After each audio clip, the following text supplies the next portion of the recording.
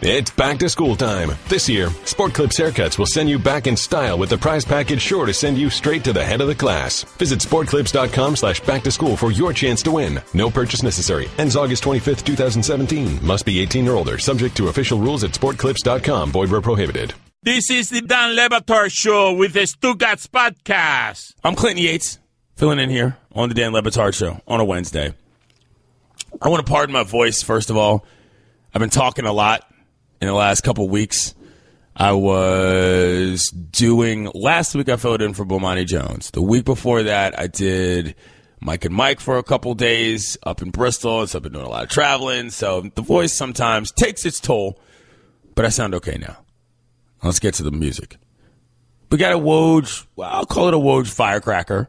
It's not quite a Woj bomb, but it is of relative potency. Basically, Adrian Wojnarowski is reporting that it is now on record as true that the Cavaliers are going forward in their plans, assuming LeBron's not going to be there. Now, that fact alone, I find an interesting one because I don't know that if I weren't a Cavs fan, I would not be, frankly, I don't want to say ready for LeBron James to go, but I certainly wouldn't be mad at the team or at LeBron James for the situation they're currently in. You got the ring. After that, I almost feel like everything else is just sort of gravy. Like getting that monkey off your back, if you will, was the biggest accomplishment anybody in their lifetimes in Cleveland is going to see. So for LeBron James to decide, you know what? I'm moving on, and I don't have to tell the Cavaliers anything in terms of our long-term plans. I wouldn't have an issue with that. He doesn't owe them anything. They don't owe him anything at this point. He's made it clear that how he wants to go about in his career is by quick contracts to maximize his dollars and bet on himself. It only makes sense for the Cavs to assume that he won't be there. And if I wanted to stretch it and reach a little bit, y'all love to accuse me of reaching. If I wanted to reach a little bit, there's an argument that you could reach for that says, well, they're not beating the Warriors anyway. So it might just be time to move on. I don't think it's that far yet. But if we see a decline this year, not that we ever really see LeBron James declines, I could understand why you don't want to lock up a bunch of cash in General LeBron, as I like to call him. Kyrie Irving's requested a trade. He's a young man. He wants out of there. At this point, you have to make a decision to move on, assuming LeBron's not there. That's only the smart thing to do, logically. Don't get it twisted. I'm not implying that Cavaliers owner Dan Gilbert operates in a smart and logical manner at all times. That's not what I'm saying. I'm just saying in this particular case, it makes sense. And so they're focused on what they can get for Kyrie. Woj says, of course, the Cavaliers prefer to re-sign James to a long-term deal and chase titles together in his twilight, but the Cavs are treating his unwillingness to commit as a call to protect themselves long-term in the Irving trade, league sources say. Sure, you got to do that. This, to me, is not like some huge revelation. I'm not knocking the reporting here at all. I mean, this is obviously critical from Woj, but I'm just saying, like, as a fan, I think you go into this offseason, or you're at this point in the offseason, you've got to think the Cavs are smart enough to realize that James is on the way out. I wonder how Cavaliers fans feel about that, though. Like, are you mad that James is leaving again, even though he hasn't said as much? I wouldn't be, personally. Because, like I said, seeing a championship in that town was something that you never planned on happening in your life. I know mad people from Cleveland. It was a serious cultural identifier. They made a 30 for 30 about it, that they had to change. It was how people defined themselves in their lives, like this self-fulfilling prophecy. LeBron ended that, changing everything. So at this point, there's nothing to be upset about.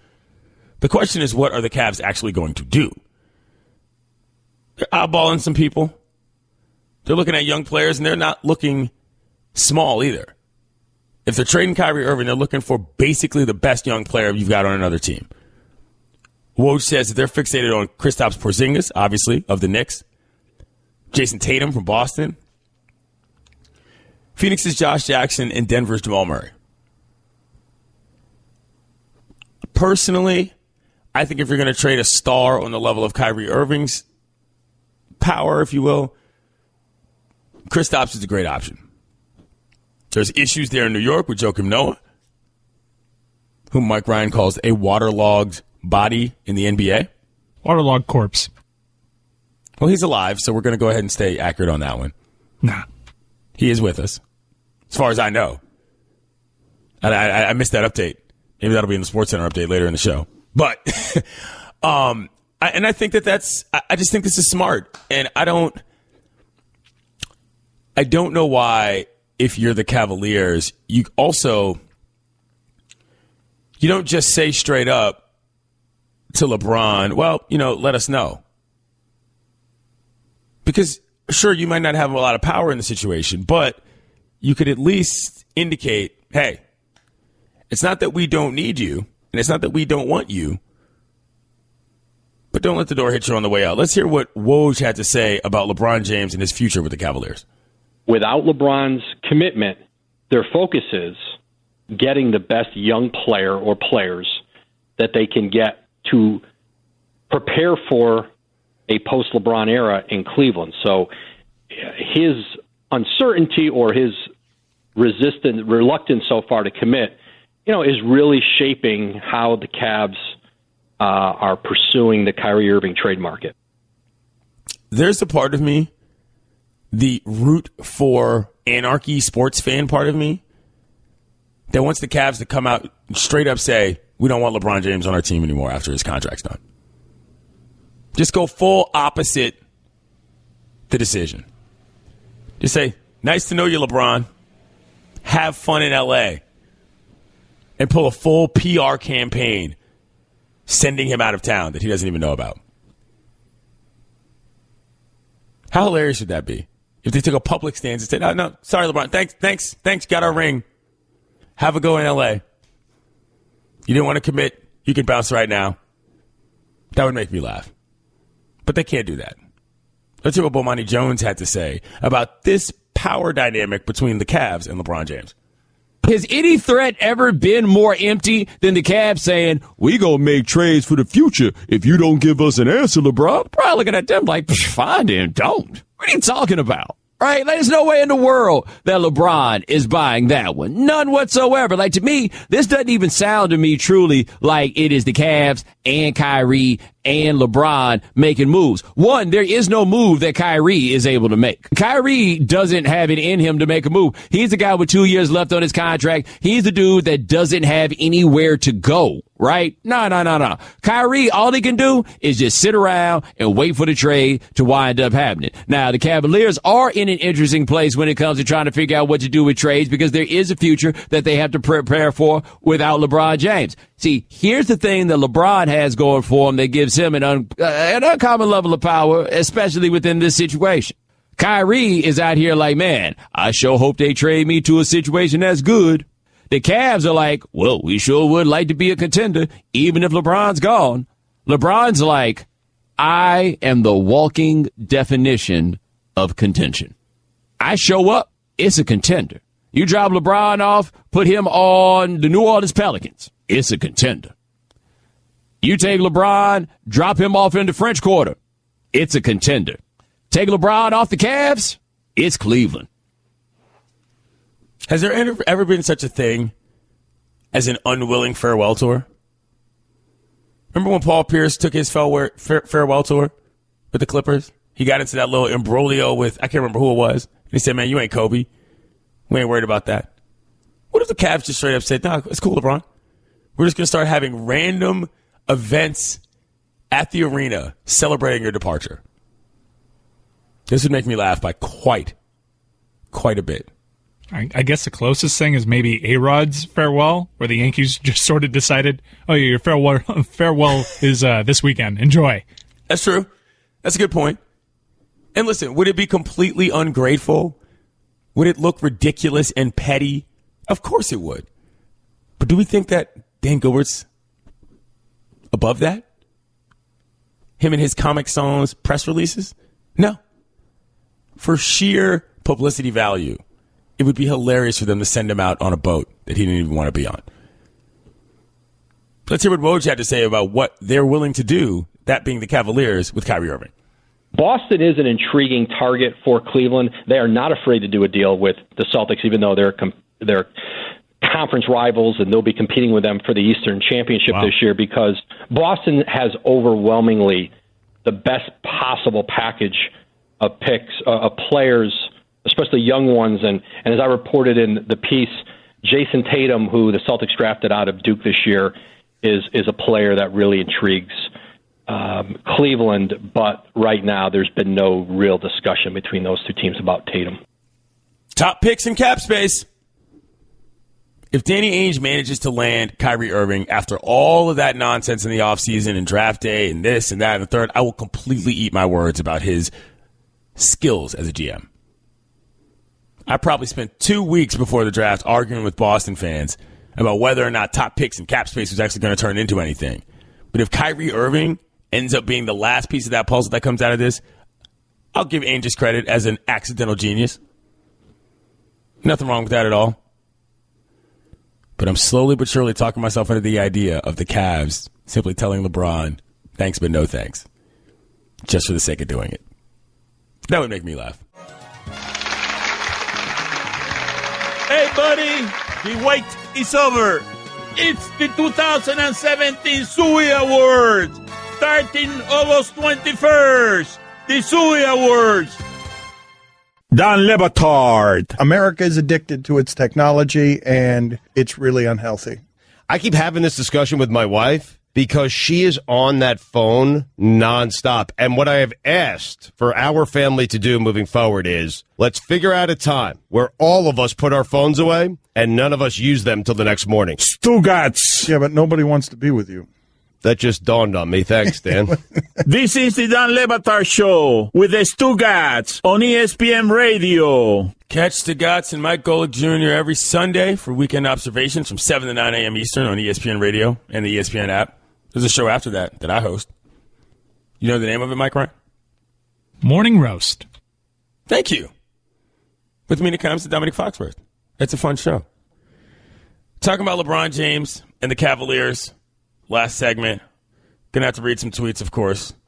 You know, all my fans, they love to bless me with, opposite day type stuff. At Le Batard Show. Got Clinton Yates hosting again. GIF of Hannibal Buress that just says whack. I'm not even going to comment on what I feel about white folks using black people in GIFs. That's a whole other thing. But we'll get to that. At Le Batard Show. Cavs should trade LeBron for whatever he is. For whatever, if he is leaving anyway and keep Kyrie. That doesn't really make a lot of sense. He's got a trade clause. Yeah, not mad at all. He got us a title. Hope he stays, but we'll applaud him either way, particularly with his social stances as of late. At Le Batard Show. Hey, Mike Ryan. Get Clinton Yates some water. Hashtag lip smacker. You did smack some lips in that first first segment. Smacking lips is kind of what I do for a living. Hashtag, at Clinton Yates. I'm so with you on that one. They know he's out. Just be bold.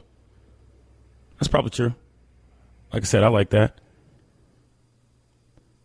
And yeah, at Clinton Yates, Kyrie in the Windy City would be a nice fit for me. At Chicago Bulls, that's not going to happen either. But one person did just bring up LeBron James' social stances. And look, some people hit me up all the time like, oh, race baiter, you want to make everything a race story, race talk, ga. My mentions going crazy. And I don't want to get too far into this, but this is the time we live in, folks. I can't help it if athletes are making social stances. We got to talk about something. It's the middle of August, kiddos. And if people who play the sports that we watch are going to be making comments about things outside of the field, we're going to have to talk about it. That's simply the way it goes. Not because I'm interested in educating you all on the concepts of structural racism and sexism and so forth every single day of the week. I would rather not have to do that. But because this is the world we live in, sometimes I do. That aside, LeBron James was speaking at a charity event, and he had quite a few things to say about what happened in Charlottesville, Virginia over the weekend. I have this platform, and I'm somebody that has a voice of command, and the only way for us to be able to get better as a society and us to get better as people is is love. And that's the only way we're going to be able to conquer something at the end of the day.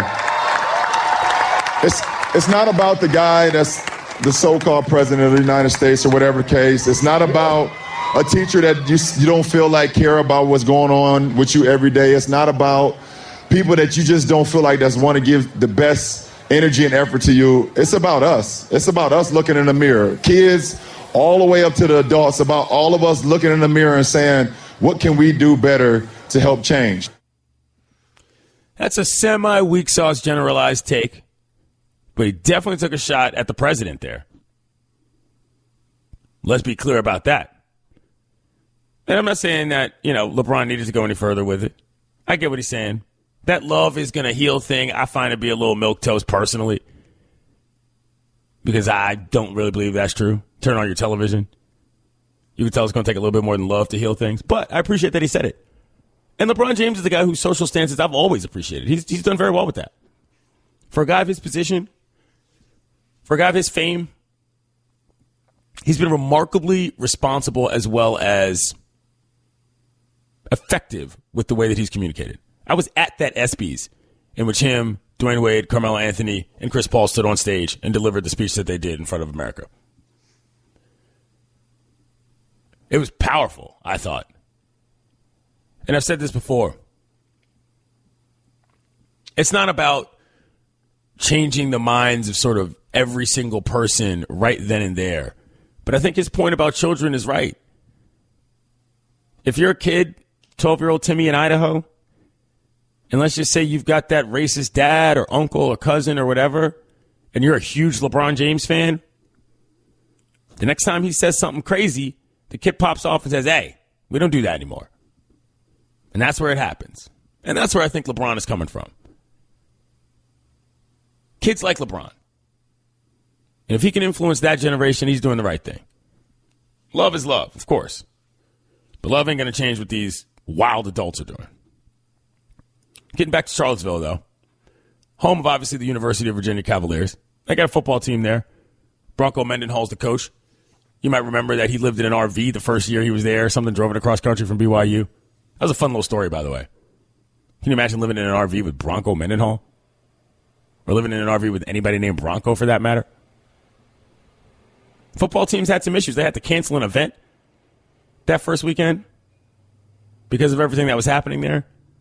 And this is becoming a real story, quite obviously, on campus. I don't know if you've ever been to UVA. Might remind you that it was started by Thomas Jefferson, founding father, and slave owner. Just so you know. Very interesting vibe on campus there. So this is going to be something they're dealing with all season, whether they like it or not. Here's what the head coach of the Virginia Cavaliers had to say on the team's belief in diversity. Our message is one of consistency, unity, embracing diversity, and being together and respecting one another for differences, not separating because of differences. Okay, good start. Starting with the bringing everybody together, moving along on the boilerplate, swimming nicely. He also said the team stands together to embrace their differences. They stand together, and they stand united, embracing, in Micah Kaiser's words, the differences, and respecting the differences and valuing the differences. We got to remember the Titan situation here, Mike Ryan. I like it. It's coming together. Virginia might make a run. I couldn't name one single player on their team. I have not looked at their schedule, but they're coming together in camp. My man Denzel Washington might be the coach. Hayden Panettiere's calling up the plays from the living room. He also talked about Bronco Mendenhall, that is, the impact of the riots on the football fans. I was expecting more concern, but most of them are realizing that this is happening predominantly from people coming into our city and then leaving that won't necessarily be their neighbors and won't necessarily be their fans. I've had no recruits that have said, I'm no longer coming. I've had no parent that said, I'm no longer coming. All we've had is appreciation for what we're doing. He's done pretty well with this. There is no playbook for, white nationalist rally sparks violence on campus, leading to cancellation of a meet and greet. Zero. That's not something that you think about in the offseason when you're drawing up practice plans. So I'll give a lot of credit to Bronco Mendenhall here. If this is something they got to use to galvanize their team, if this ends up making them come together as human beings, forget about anything that happens between the lines, that'll be a good experience. They were garbage last year. A relatively prominent sportscaster tweeted, I would like to see more of my media colleagues tweet about college football, which tends to be a uniting experience, rather than their political takes, because that gets boring. And I replied, why don't you tell that to the UVA football team? And to give you an idea of how crass people feel about that squad and how bad they were last year, a lot of people replied, well, too bad we don't have a football team anymore. That's how awful they were. Well, they're going to be one of the most scrutinized football teams in America this year. So let's hope they can figure out a way to improve on that record last year. Because folks are going to be watching, if for no other reason than what happened last weekend. Good for UVA. I'm rooting for them. That football team didn't have anything to do with that. Now they've had a whole heap of problems put right on top of them, and I hope they're all better off for it. Like I said, forget about the football team as men going forward in the world. I'm Clinton Yates, filling in for Dan Le Batard. You listen to ESPN Radio. Dan Le Batard. I'm telling you, we are good here. Trust me. I've never let you down. Stugotz. It's like living a life. Imagine living your life, and every time you take a step, you know you might step on a landmine. That's my life. I'm married to a minefield, and he doesn't know that he's a minefield. It's just like, trust me, Dan, we got this, while cleaning the chocolate out of his teeth with his tongue. This is the Dan Le Batard Show with the Stugotz on ESPN Radio. ESPN Radio is presented by Progressive Insurance, and guests on the Dan Le Batard Show appear via the Shell Pennzoil Performance Line. Get instant gold status at Shell. Join the Fuel Rewards program now at fuelrewards.com/gold. And now for your Sports Center update. The NFL Players Association has announced that it will appeal the 6-game suspension for Dallas Cowboys running back Ezekiel Elliott.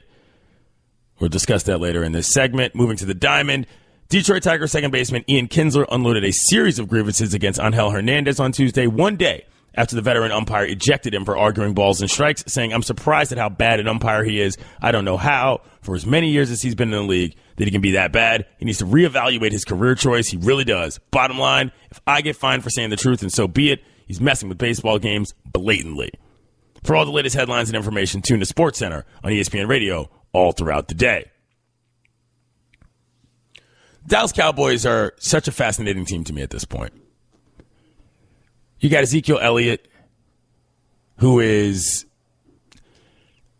a huge reputation problem, for lack of a better term, at the very least. Never mind, could potentially be a scumbag. We don't know that. But I know that I don't necessarily know that I would be rooting for that guy if I was a fan of that team. And we've got Dak. And the story of these two dudes is so incredibly polarly opposite. There's something to me that intrigues me so much about them being such important parts of that team. We all know the Dak story. His relationship with his mother, motivating him the way it did when he was at Texas A&M, coming into the league, being the darling of the league, starting and taking over basically one of the biggest jobs in football. The starting quarterback of the Dallas Cowboys is an extremely visible position. But now he's in a little bit of a tough spot. He's got to lead the team, doesn't have his same back, he's still got the offensive line, but he's really got to prove that last year wasn't a fluke. Now, look, I don't personally think that flukes are really anything in the NFL, but I am far more interested in Dak Prescott's story this season than I am in Zeke Elliott's, from a human interest standpoint. Let's hear what Dak had to say about the current situation in the backfield as a result of Zeke's potential suspension. We've got great running backs. Darren McFadden, Alfred Morris, those guys who have had a lot of success in this league for a long time. So it's just an opportunity for them to come in and get more reps in that time off. Ooh, flat soda right there, Mike Ryan. Flat soda. I mean, that was nothing. I mean, he's got this quarterback thing down. His quotes are super flat. I kind of like that. Let's hear what he said about Zeke bringing to the Cowboys offense. Obviously, just his ability to run the ball and making the defense load the box, giving us one-on-ones outside. And not only that, just keeping our defense off the field and keeping their defense on the field for a long time. But, I mean, that's not just Zeke. That's the offensive line. That's the receivers blocking. We still have all those guys in this time off. He can't say, man, I wish this fool would get it together. He can't say, man, he's really tanking the squad with this nonsense. He's just got to say, yeah, he runs the ball well, keeps the team off the field, but we got other dudes that can do that too. You know who Dak Prescott is? He's the guy who's got the cover story on the magazine in the airplane. That's where his level of popularity is. That's not a joke. I read a cover story about Dak Prescott on a plane last week. I think that's a good way to also, because typically I'm not interested at all in the cover story. That's what I'm saying. And like this dude, I was like, Dak Prescott's on the cover of this magazine in an airplane? I'll read this. It was a hilarious story about Dak at a golf course where he was eating in a broom closet because he's so popular at whatever country club this is near where he lives. It's an interesting juxtaposition, his pro career and what came before that, because you could argue his story is fascinating, tragic, and he's overcome so much. And there were question marks about his maturity going into that draft. Ezekiel Elliott had those questions, but he was such an unbelievable talent, and there weren't questions as to whether or not it would work in the pros. But Dak had those questions about his maturity too, and he's sort of transitioning into boring quarterback. Yeah. He is full-fledged boring dude, which you need. The last thing the Cowboys need is a Johnny Manziel type out here at quarterback when they've got Zeke dealing with what he's dealing with in the backfield. The story was hilarious, though, Mike. Literally eating in a broom closet some salad with a reporter because people were hounding him so much at some pro-am at a country club or something. Can you imagine that hulking man sitting in a side closet eating a salad? Does he give off hulking? I don't think he gives off hulking. I guess it's because he's behind that offensive line. He doesn't give off hulking. He's a pretty big dude. Let's hear what he had to say about his mentality, or Zeke's mentality during the suspension. He's good. He's been positive energy. I mean, it's something that's done. As I said, I can't do anything. He can't do anything. It's done. I'm sure they'll appeal, and that's kind of out of his hands as well there. So I mean, he's been positive spirit, been the same Zeke, and that's good for him. It's good for this team. Is him being the same Zeke good for him or good for the team? Is that true? Do we believe that? I don't believe it is. They are really close, though. If you pay attention to social media, they go out together.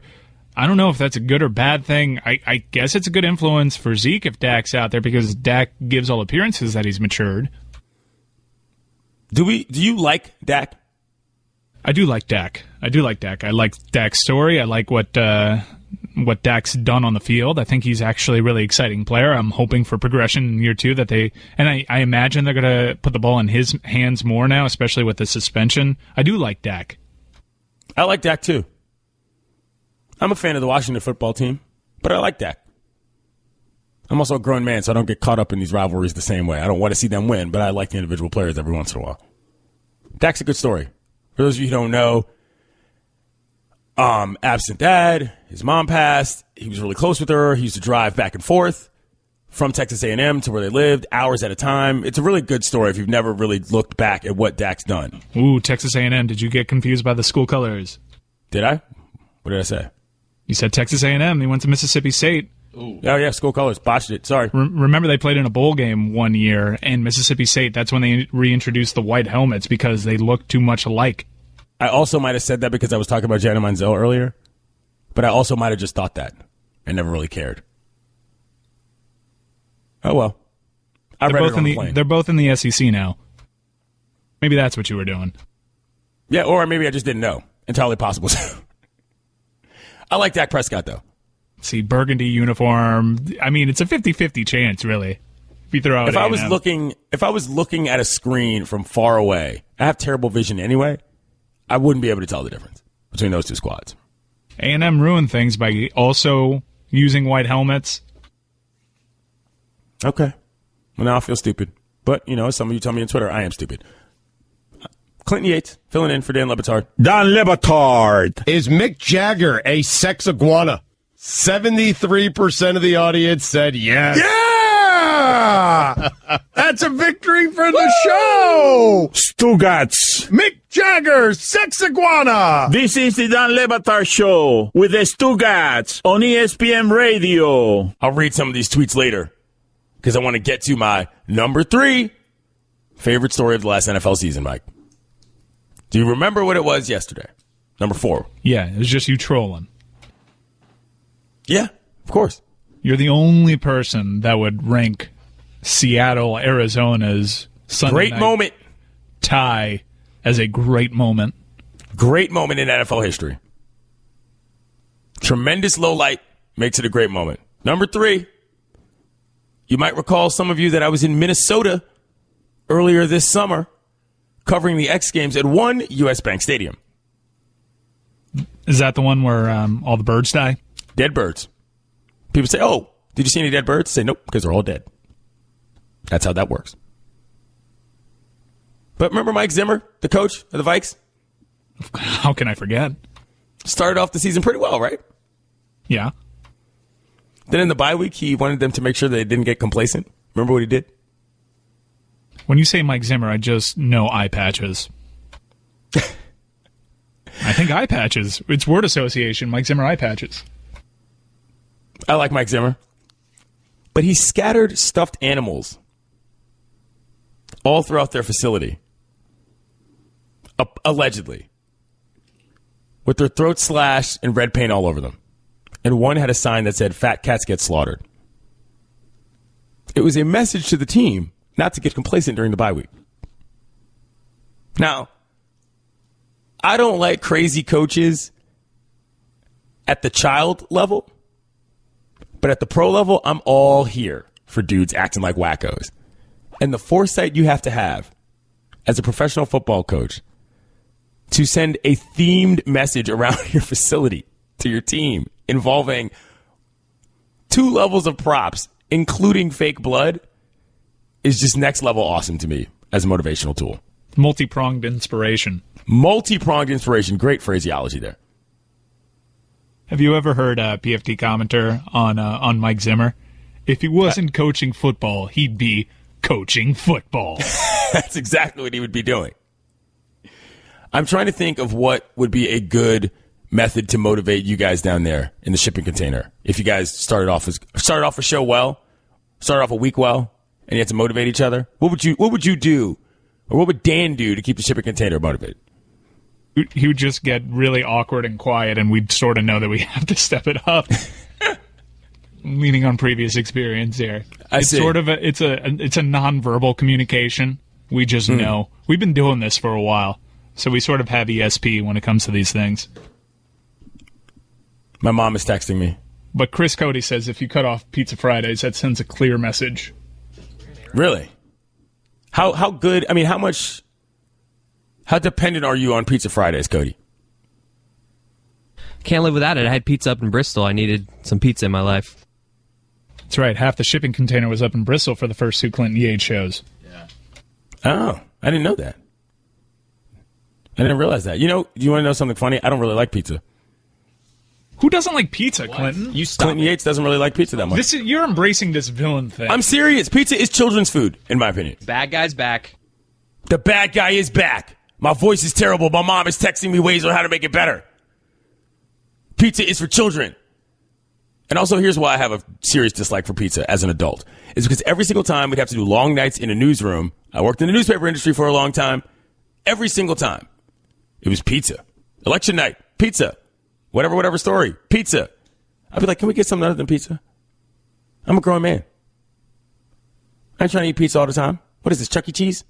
No, thank you. Pizza's fine. I've never heard anybody say that they don't like pizza. The number of times that I will willingly eat a piece of pizza as my food of choice in the course of a year, less than 5. What?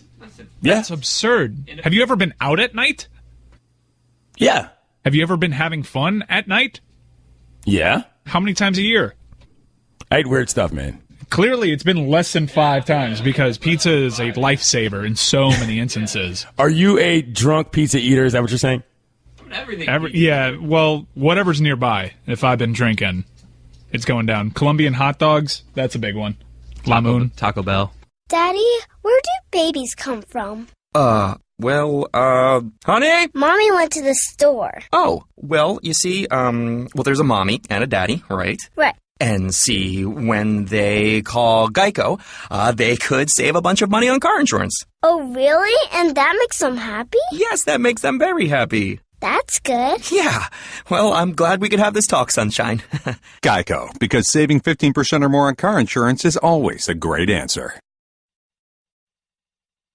It's back to school time. This year, Sport Clips Haircuts will send you back in style with the prize package sure to send you straight to the head of the class. Visit sportclips.com/back-to-school for your chance to win. No purchase necessary. Ends August 25th, 2017. Must be 18 or older. Subject to official rules at sportclips.com. Void where prohibited. Don Le Batard. There is a consensus. You guys hate us. Mm-hmm.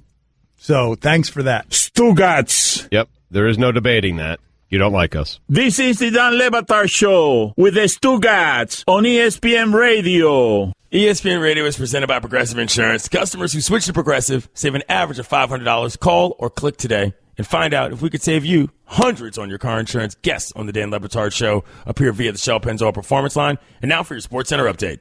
Marlins slugger Giancarlo Stanton homered in the 3rd inning of Miami's 9-4 loss to the Giants on Tuesday night to give him a major league leading 44 bombs this season. Stanton, who finished with 2 hits, 2 runs, and a walk, has homered in 6 consecutive games. He's 2 straight games away from the major league record held by Ken Griffey Jr., Don Mattingly, and Dale Long. On to football, Lucky Whitehead's strange summer took an unfortunate turn on Tuesday when it was announced by the New York Jets that he will be out indefinitely with a broken left foot. Whitehead's offseason included his dog being held for ransom and him being mistakenly identified in a shoplifting incident that led to him being released by the Dallas Cowboys. For all the latest headlines and information, tune in the Sports Center on ESPN Radio all throughout the day. Joining us on the Shell Pennzoil Performance Line, Bachelor and Bachelorette and Bachelor in Paradise enthusiast, as well as host of Weekend's Observations, as well as First and Last, Mike Golic Jr. Hey, Gojo. What's going on, Glenn? How you doing, man? I'm okay. I'm a little under the weather, and my voice sounds terrible because I've done 2 weeks of fill-in shows from 3 different cities in the last 2 weeks, and I don't sound great. So that's why you're getting scratchy Yates today, as opposed to my normal, earthy, voicey, urban sprawl. I'm just kidding. Yeah, no, I understand. That's kind of why I dealt with Christian for a little bit this weekend when I was jumping on with you guys on the morning roast. I know New Orleans was one of the cities involved, so listen, that can hit a little harder than some. So just you being here today is an act of God. I appreciate that, Mike. So let me ask you first off, how did the fantasy football marathon go? Tell me a little bit about the back. I know you've done this before, but how was this year's edition for you personally? A lot more well-organized. I think it's going to be no shock to anyone that me and Stugotz doing it together last year was about as unorganized and as thrown together randomly as anything anyone can do. And so this time around, it was me and Sarah Spain in the back. And, they had, as far as our portion on Fantasy Island, they had a storyboard done up. They had everything laid out for us when we got there. We had plenty of space. We had a couple of cots to lay on. ESPN, as they usually do, once something goes well once, even if it's kind of by accident, they just throw all their weight behind it, and they're like, all right, we're going to push this thing to the max. And so it made it interesting. I was in a dunk tank this year. They had, carnival games set up in the cafeteria. It was an interesting production, but I guess we hit all the numbers that we wanted to as far as teams drafted in it, and it was successful on their end. I got to sit in a room and eat snacks and watch Bachelor in Paradise, so that was good for me. Speaking of, I did not watch last night because it was a long day in America, so I just sort of checked out for a little self-care. But I did watch on Monday. You know that we also had Waboom on Monday, or yesterday, right? No. Oh, Waboom came on. And Mike Ryan, please tell America or Gojo how Waboom went. He's spacey, man. That is probably the least surprising thing ever. Yeah, but this dude was a real space cadet. I've never really quite had an experience getting someone just on the phone and prepared for an interview. I couldn't get his attention to save my own life. It was very strange. And the best part about it is that he ranted for 5 minutes at one time, and he said, "While booming since the womb," which was the only funny thing he said. And I probably left him in for a batter or two too long, if you will. But we did have him on. It was very, very sobering experience. An underrated part of the interview was how he said he was already prepared for celebrity because coming into it, he was already kind of a celebrity. I kind of feel like we let him get away with that. We should have pressed him on that. What did he mean? Probably true. Because he was an extra? What exactly prepared him for celebrity earlier on in this life? I don't know how that got let pass by. It was not clear, but did I miss anything major last night in terms of what transpired on Paradise? No, last night, and I'm going to have to go back and watch it again because we're in the middle of the fantasy celebrity draft on our end, which, by the way, Jordan Rodgers and JoJo Fletcher were in the celebrity draft. Got to meet JoJo. She is lovely in person. Really? Very down to earth. Rewind. Wonderful. Yeah. Oh, yeah. How did that go? It went really well. So I had met Jordan before down in at the old Charlotte office where ESPNU was last fall. And so I was walking up into the caf area, grabbing something to eat, and I saw them in there getting ready for the celebrity draft. So I went over, said hi to Jordan, and then, met JoJo right after, really my reason for going in there. And couldn't have gone better. They were awesome. They live down in Dallas now. I could hear Jordan dropping some subtle hints in there about maybe making their way up to Connecticut, obviously pursuing this as more of a career opportunity. So I stopped short of throwing out my best friend services for them just yet if they were to move up here, but I want to make sure that that's at least out in the universe. Mike Golic Jr. joining us here on the Dan Le Batard Show. I'm Clinton Yates. Let me ask you, you played college ball, and the situation, and not to get too far into it, the situation down at UVA is obviously a very unique one. Bronco Mendenhall talked a lot about things that bring teams together. I know that you didn't, there's no playbook for having something like that happen, not in South Bend, not really anywhere, but can you tell me a little bit about an experience of having something that bonded a team that you didn't expect going into a camp or something like that? Did you ever have something like that with the Irish? Yeah, I mean, listen, we certainly weren't any stranger to jarring instances of tragedy. I mean, during my time at Notre Dame, obviously one of the things that happened in a completely different vein was us losing Declan Sullivan in that tragic accident in practice. We had Xavier, one of our former student managers, we lost him to leukemia during our time as a team. And it's those moments where you kind of take stock of the group around you and realize, you lost someone that was really close to you, someone that was very much in there with you guys every day. And it makes you look at each other and sort of take stock again of all of those relationships that maybe you take for granted in the day-to-day in college football. And maybe through the daily grind of just going to practice and trying to get through class and all these things that get brought up in student-athlete life, you forget that the most important thing are the guys that you're doing with every day. I mean, college football is unique because in a lot of instances, these guys end up being your best friends for the rest of your life. They're the guys you stand up at weddings with, and you never try and lose sight of that, and it shouldn't take something like that kind of tragedy, like that kind of loss, but we know just human nature, that's kind of when you look around and take stock of that. And so it made us all just a little more cognizant of, all right, let's go out there with that purpose today of understanding we get this unique opportunity to just be with each other and do something that we all really love to do. And at a very base level, like that's what it should always be about, but we know there's so many other things that get in the way. Mike Golic Jr. joins us. All right, so tell me about your fantasy football strategy going into this season. I'm sort of a weak player. I'm a bit of a draft killer because I like picking people I like for no real reason early just so that I can have them. I assume you're a little bit more diligent than that. Who you got on your eye? Who do you want specifically versus what is your strategy going into it? Yeah, you see, I'm kind of like you, Clinton, and then I have to balance the things that are near to me because I always end up, maybe it's because I think they're going to give me some sort of added advantage because I know them and so I'll hear stuff during the week, but I end up picking a lot of Notre Dame guys. Like I picked Kyle Rudolph last year, which actually worked out well because he got a ton of red zone targets, had one of his best statistical seasons.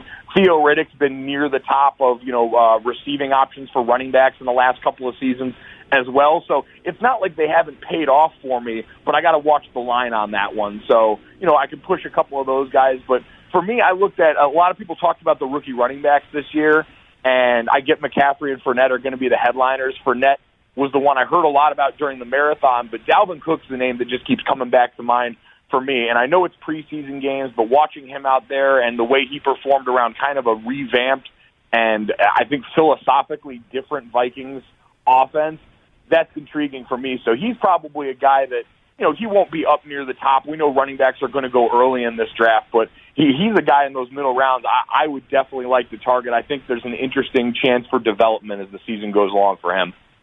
The last thing I'll ask you, Gojo, getting back to college football, you brought him up. Are the Irish going to be any good this year? I think so, man. I mean, I'm worried about the D-line. We're a little bit thin there, but it's a new defense. We brought in the D coordinator from Wake Forest, and they almost doubled up our sack total last year, so you have to imagine that's going to get better just because, listen, no disrespect to Wake Forest, but I'd hope we're pulling in some better athletes in South Bend that they are on their end of things. And then on offense, you bring in back an experienced offensive line, ton of huge receivers. Like, they've got some really big bodies. Alize Jones at tight end is going to be back for them this year, and then Brandon Wimbush, the quarterback. It's all going to rely on him, but, talking to him, being around him, really good kid. He's been pushing guys for a long time now. I get the schedule woes. Georgia in week 2, going to be kind of a bear, but I think we got good things coming. They're unveiling the Jumbotron week 1 in South Bend. Things are turning around for Notre Dame this year. He's Mike Golic Jr. You can hear him on Weekend Observations and First and Last. Thanks, Gojo. Yep, thank you, Clint. Take it easy, man. No problem. I must say, outside of the little situation that we discussed yesterday, Mike, I really did enjoy the fantasy football marathon. Me too. It was good. We talked about it a little bit yesterday before we got into sort of the controversial part, but as a matter of course, I am all here for loosey-goosey television. I liked it. I'm glad to hear that Gojo liked it as well. Glad he was involved.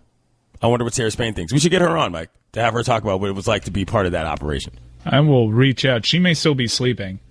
I was just reading this story, and it's started a debate here in the shipping container. Have you seen these pictures of the new Falcons Stadium, Mercedes-Benz Stadium? It looks amazing, truly world-class. But you're learning all these details about it, and apparently the Falcons' new stadium has a Chick-fil-A inside of it. Really? Yes. But as you know, most football games are on which day, Clinton? Sunday, going fishing. So that means the Chick-fil-A that's inside the football stadium will not be open on most Falcons game days. What? Why would they do that? Chick-fil-A is not open since it started, I think, in the 40s. It has not. Why would they put it in the stadium?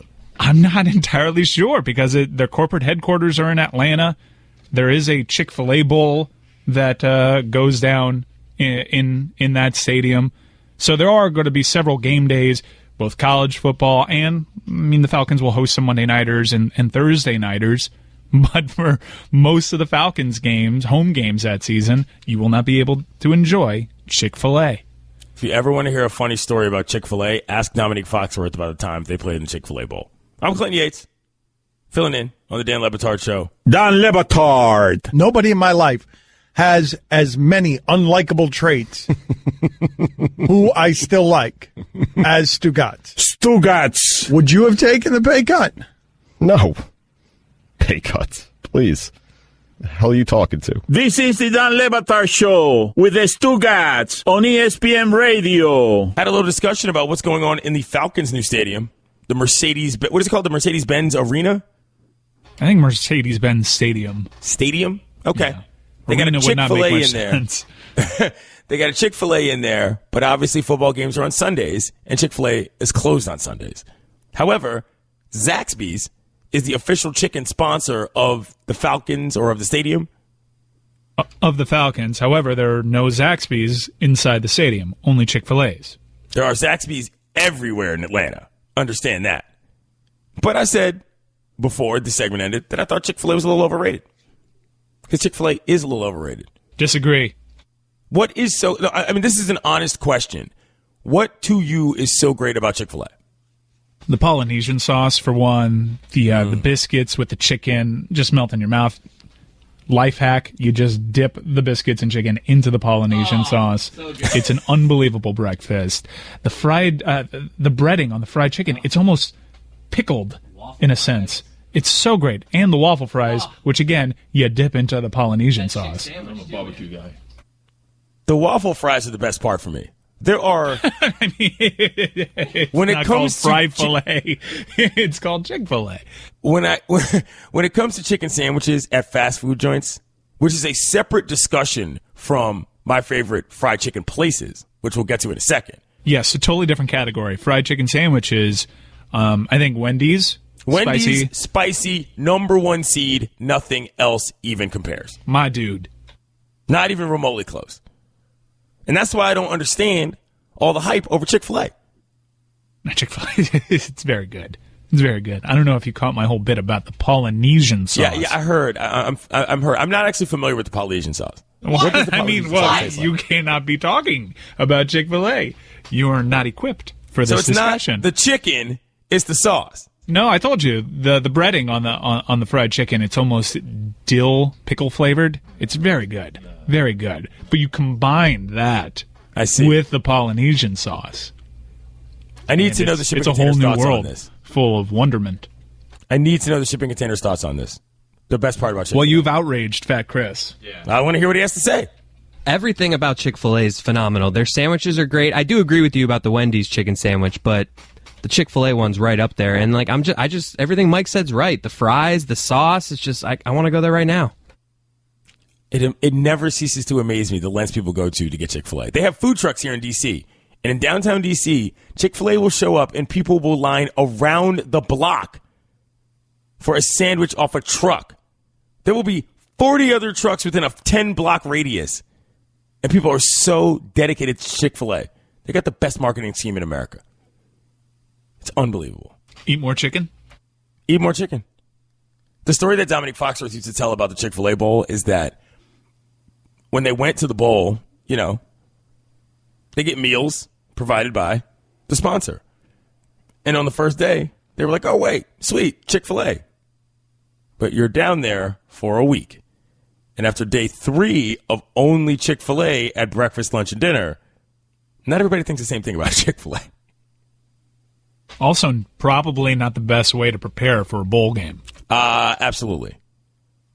Not exactly the best nutrition. You're right. Zaxby's, though. Zaxby's is good fried chicken. But Zaxby's is good local fried chicken. Myself, I've never been to Zaxby's. There are 0 Zaxby's in Miami. There are some in the northern parts in like Broward, but I've never enjoyed a Zaxby's. What's the go-to shipping container fried chicken of choice? We don't have many fried chicken joints in Miami. Honestly, if you want quick fried chicken, you'd have to go to KFC or Popeyes. There aren't many fried chicken joints. I think Yardbird, a restaurant in Lincoln Road, and I think they also have another restaurant out in Vegas. That, to me, is the best fried chicken I've ever had, and they have a sort of bistro on US 1, which is a sort of quicker serve, and it's almost the same exact chicken, and that's called spring chicken, and that's very good. You're getting fried chicken from a bistro? Yeah, bougie. A bistro? Have you guys ever had Hattie B's fried chicken in New Orleans? No. I've not. I was just in New Orleans. I did not eat any fried chicken when I was in New Orleans, which I just realized was a major life fail. It was recommended to me, and it is phenomenal. Myself, my top 3, Church's, number 3. Really? I wouldn't have Church's. We had a Church's right next to our old studio. It became something else. I think it became a Pleasure Emporium. Yeah. But it wasn't. It wouldn't be in my top 3. Number 2, Popeyes. Agreed. For sure. Well, wait, Popeyes would be my number 1, but I'm not qualified because I haven't had several of the other places, but Popeyes is solid number 2 choice. My number 1 favorite fried chicken joint in America, Bojangles. Bojangles. Bojangles rules the roost when it comes to fried chicken. Don Le Batard. Who at the network made Ryan Russillo this NBA expert? I mean, seriously. Jeez. Russillo's condescending attitude. Oh, you agree with Stugotz. Therefore, it can't be right. Get out of here, Russillo. Stugotz. How many threes did you hit in high school? Because I have the Long Island record for 6 threes and a half of a high school game. What did you do in high school? Did you even play basketball? I played the game. This is the Don Le Batard Show with the Stugotz on ESPN Radio. Heading over to Yahoo Sports. We were talking earlier about Dak Prescott, the quarterback of the Dallas Cowboys, and he had some awfully flat soda things to say about Ezekiel Elliott. But today a story was published that offers sort of a different perspective on some things, if you are of a certain mind, on how that investigation and situation unfolded regarding he and his ex-girlfriend. Now, I got a lot of bird brains in my mentions right now talking to me about how it just doesn't make sense to believe women when it comes to accusations of battery or sexual assault. Well, I do. Headline: Documents: Ezekiel Elliott's accuser admitted to talk of leveraging sex videos of herself and running back for money. Now, for those of you who run around on the internet, own websites, and publish stories that constantly harp on the notion of women trying to scam, I'm using air quotes here, athletes and celebrities out of money, this will be right in your wheelhouse. This is red meat to those of you toxic males who are about this concept. And in this particular case, number one, would be an aside anyway to the situation regarding the accusations of violence. But number two, look, for me, and I said this before this week, I have no problem in this circumstance of the NFL believing the accuser by default. Because in this country, the way the legal system is set up, what happens when someone accuses someone of something is that their reputations end up getting dragged through the mud. And whether or not something happened or not becomes almost a separate story because of how lawyers and judges and all sorts of people justify one thing or another when it comes to sexual assault or battery. They're not the same, and I'm not trying to conflate the two scenarios, but you get my point here. So don't come at me with this nonsense about, oh, just because a woman says something, that means it's true. Because that's not what this is about. It's about a larger notion of creating an environment in which victims do not feel safe coming forward because the burden of proof is incorrectly placed and unfairly set too high on the accuser. That being said, I think the NFL has handled this well. And I really, honestly, hope that they can stand by their decision from a suspension standpoint. Because I don't think there's anything that's going to happen in between now and then that is going to change the facts of the case. I mean, this investigation took, close to a year. They had all sorts of people on this independent panel. They laid it all out in a conference call. They had the report there. There's a lot of stuff. It's pretty transparent. So if you go back on the 6 games now, number one, the consistency thing comes back up, which is always there, and which people want to be more upset about than anything else for whatever reason. I don't even get that. But number two, it just looks like you didn't actually intend on making this a priority the way you said you did it as a league. I'm more concerned about that than I am about consistency and penalties being doled out by the NFL. If you're going to take a stance and say, hey, it's a 6-gamer, make it a 6-gamer. I don't know what the appeal process is going to say. I don't even know what Zeke's appeal is going to be if they made this ruling based on believing her off the top anyway. But understand in no uncertain terms, the burden of proof is different for the NFL than it is for a courtroom, and that's fine because it's their league. That's how that works.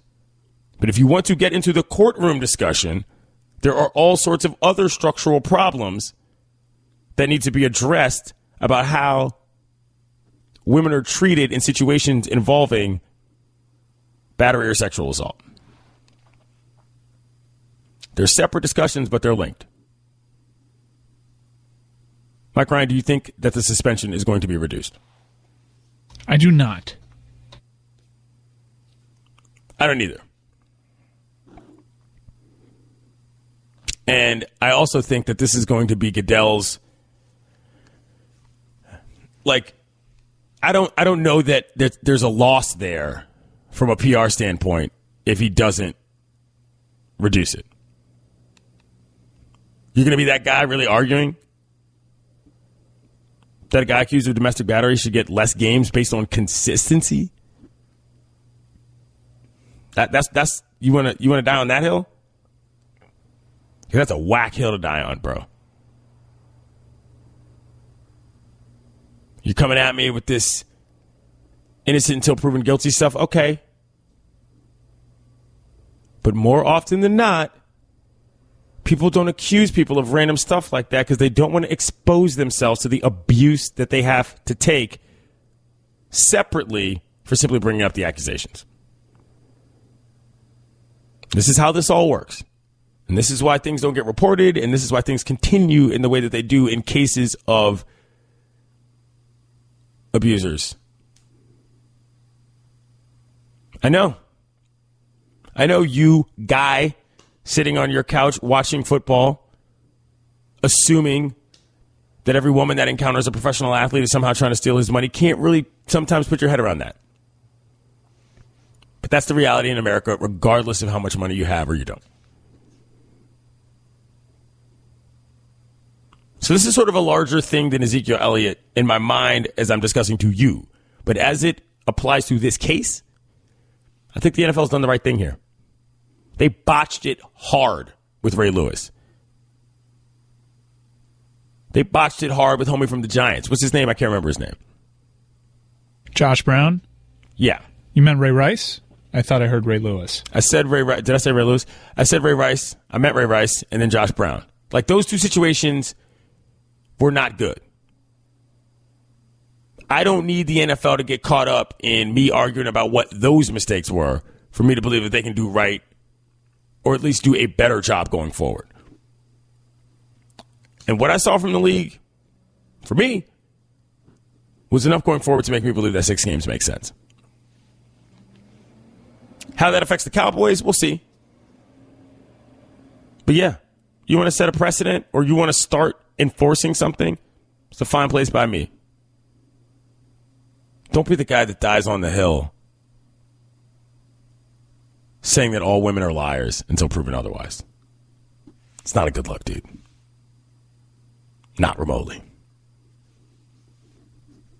I'm Clinton Yates. It's the Dan Le Batard Show. Dan Le Batard. You want to make something smart really dumb? I give you Stugotz. Stugotz. You love sandwiches, huh? This is the Dan Le Batard Show with the Stugotz on ESPN Radio. The Dan Le Batard Show with Stugotz is on ESPN Radio. I'm Clinton Yates, filling in here on a Wednesday. Headline: Raiders getting most bets to win Super Bowl this season. You know, I don't get many things right, but I thought this before the season started, and it hasn't started yet. I thought this like 2 months ago, so I hope it happens, just so I can be right. I love the idea of Marshawn Lynch coming back to Oakland and sending them off with the Super Bowl title coming out of retirement. That would be my favorite storyline probably in the last, 3 or 4 years in the NFL if that actually happened. I know a little bit about football. I used to cover football in college. I don't like football as much as I used to. So I root for random things. We talked about this earlier in the program. On a scale of 1 to 10, Mike Ryan, in terms of storylines you could see and enjoy in the NFL this season, how much would you like the Raiders winning the Super Bowl? Oh, that's a solid 10. Not just for the Marshawn Lynch aspect, but you got the team leaving to Las Vegas soon.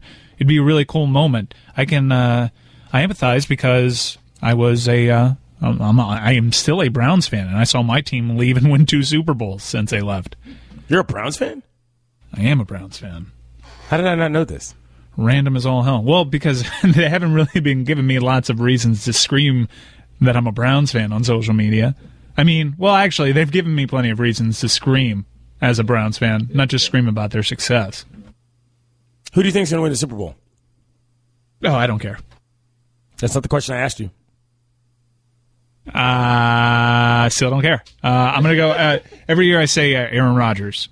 Because I'm a Browns fan, I need to find some other interest in the NFL because I'm never playing in primetime games or successful. So I root for Aaron Rodgers. Aaron Rodgers is my second favorite football team in the NFL. So I will always say Aaron Rodgers. Did you hear about Aaron Rodgers, by the way? Have I heard about Aaron Rodgers? What happened with Aaron Rodgers that's in the news? Heard some things changed in his life. Yeah, I've gathered that. I saw some tweets. How do you feel about that? Little breakup? You like Olivia Munn? I like Olivia Munn. I like them together. I'm bummed about it. I'm very bummed about it. I read that, and I was like, that's too bad. She's better off. Reaction. What? No, they were I've been perfect. an Olivia Munn fan since the Attack of the Show days. I loved Attack of the Show. Great program. I miss G4. I do too. I was on G4 when it was Tech TV. If we're going to continue one-upping each other. Yeah, Olivia Munn to me is a great story of somebody who came from low and got to high. That's why I think everybody in the business respects Olivia Munn a lot. So was Aaron Rodgers. He was a JUCO talent. A JUCO talent. I'm trying to think. Was sitting in that draft in that green room for hours on end, waiting for a team to give him a chance. That team that gave him a chance already had one of the greatest quarterbacks ever on his roster who couldn't make up his damn mind whether or not he wanted to retire or not. Mm-hmm. I mean, power couple. His road to glory was a lot more impressive because Attack of the Show, you say starting out low, Attack of the Show was great. To me, that's atop her resume. I see.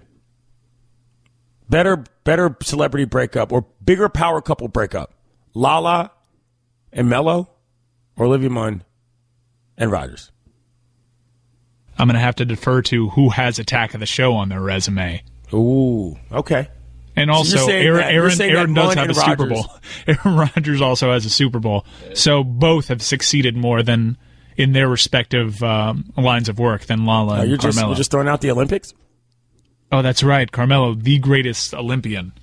Almost outside of Michael Phelps and Katie Ledecky. Carmelo, arguably the greatest Olympian. Caitlyn Jenner, also on that list. Carmelo's maybe top 5 greatest Olympian of all time. I think Carmelo and Lala are a short second behind them as a power couple, but I like them more. They seem a little less. Well, they were married and they had kids and stuff. So does this specifically have to be a sports Hollywood mashup? That was what I was thinking. But I couldn't think of everyone any here other... is gutted. Everyone here is gutted over the Chris Pratt Anna Faris split. Gutted. I don't know that I know who either of those two people are. Like in my mind, like if I saw them and you told me that's who they were, I would say, okay, that's who those people are. You don't know Star-Lord from Guardians?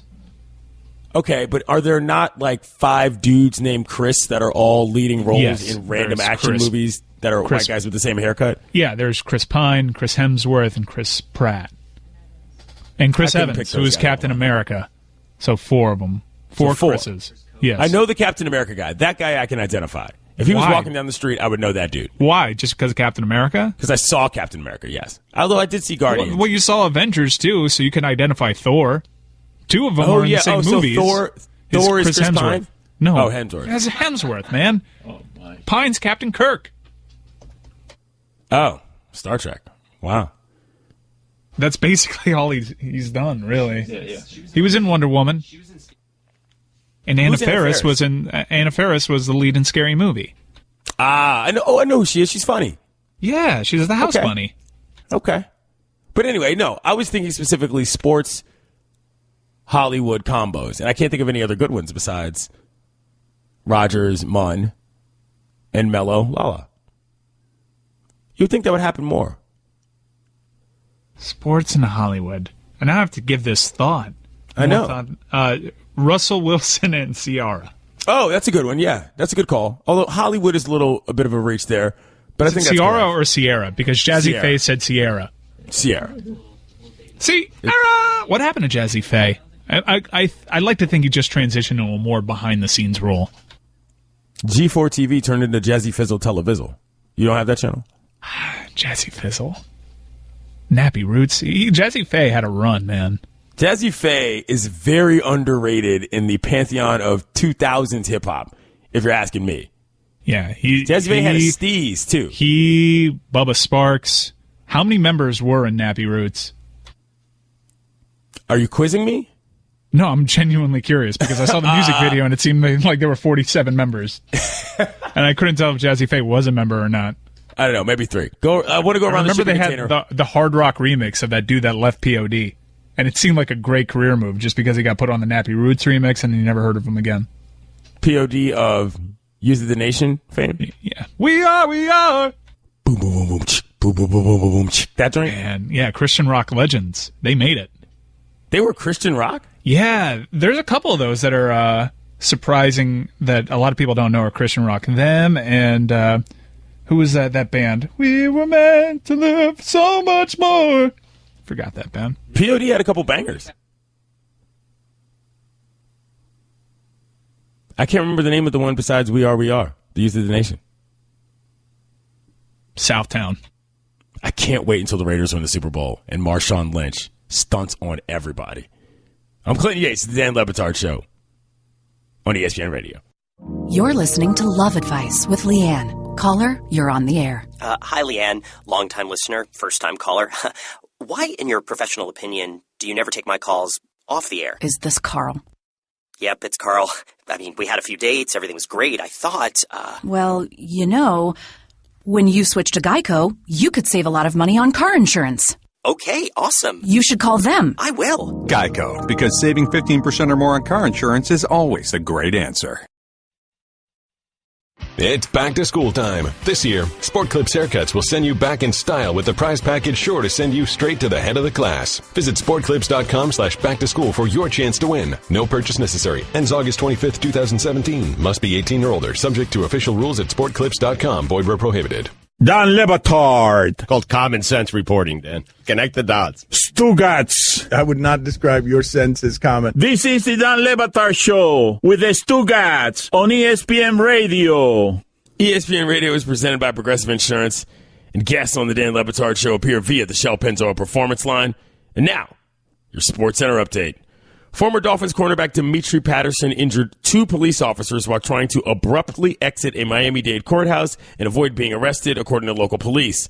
Both officers are fine, Miami-Dade police confirmed. When the judge ordered his arrest, Patterson attempted to bolt the courtroom and tackled 2 officers, police said. He could face additional charges and remains in custody. Staying on the gridiron, the Detroit Lions say they detest and disavow any use of their logo associated with the event last Saturday in Charlottesville, Virginia. A photo showed someone with a logo similar to the one the Lions use, although it was blue and red and had stars on it. The Detroit Red Wings already said they were considering legal action considering the use of their logo during the demonstration. The Sports Center is brought to you by JCPenney. Guys, get to JCPenney today for Levi's lowest prices of the season. Find select styles like Levi's 514 straight fit for $39.99 and 511 slim fit for $41.99. Deals like this won't last long. That's getting your pennies worth. JCPenney. For all the latest headlines and information, tune in to Sports Center on ESPN Radio all throughout the day. Charlottesville, Virginia is obviously a topic at hand in America. Not just in the politics and news world, but also in the sports world. The situation has affected various people, understandably. It's very specifically affected football squads as well.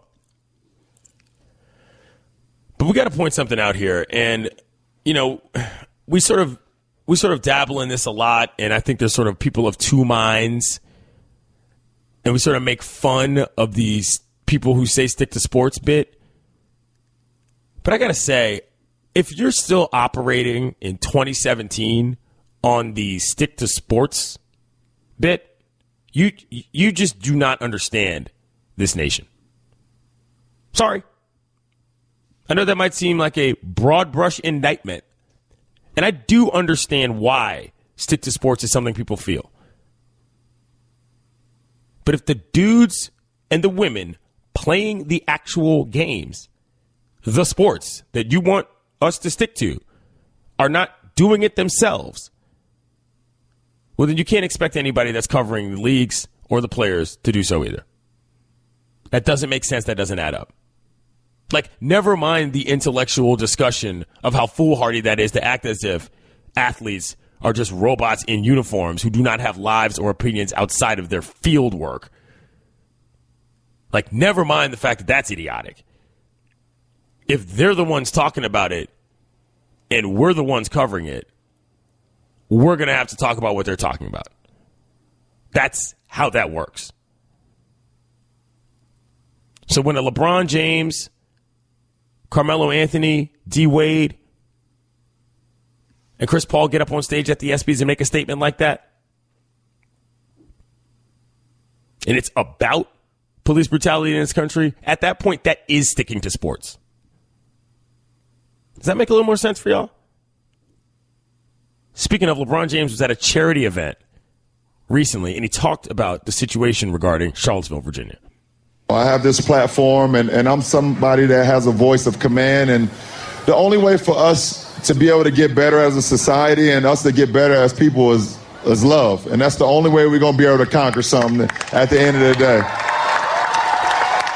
It's not about the guy that's the so-called president of the United States or whatever the case. It's not about a teacher that you don't feel like care about what's going on with you every day. It's not about people that you just don't feel like that's want to give the best energy and effort to you. It's about us. It's about us looking in the mirror. Kids all the way up to the adults, about all of us looking in the mirror and saying, what can we do better to help change? LeBron James is doing his best to make a difference. LeBron James knows people pay attention to what he says. And LeBron James knows that ultimately his message has to be one of positivity, even if frank reality. But understand that if you're the kind of person that can just separate every single thing going on in this country from what you look at on the field, well, you're pretty lucky. Because that ain't the case for most folks. For most people, they are precisely intertwined. Because at the end of the day, when a lot of those people you love watching with helmets on their heads, gloves on their hands, or sticks and skates on as well, when they leave that job, they got to go be people in this world and in this country. And at that point, their lives intersect with all of ours as well. And to stick your head in the sand and act as if the things that happen outside those lines don't matter, I mean, come on. We're smarter than that. We're all smarter than that as people. And that's a good thing. Because those athletes that so many young kids grow up watching, they don't just have a platform. They've got a space into the mind of a young person that is one of influence. And because standing aside and letting people do things that are harmful to others is a big part of what happens in America, if those athletes can teach the youth of America, shout out to POD, that standing aside while this nonsense goes on is not the move, well, then it is ultimately a good thing, again, that the athletes did not stick to sports. The goal here is a better society. The goal here is not making you comfortable. In Charlottesville, Virginia, home of the University of Virginia, where the Virginia Cavaliers play football, and Bronco Mendenhall is the head coach, they had to end a meet and greet because of that rally A rally at which someone died. You trying to tell me to stick to sports? You got kids out there trying to meet their heroes. And they can't do that. They can't do that because of what we've all seen on our TV for the past 4 days. But nonetheless, that team's got to still play the football games. Because those dudes are committed to that. That's what they're there for.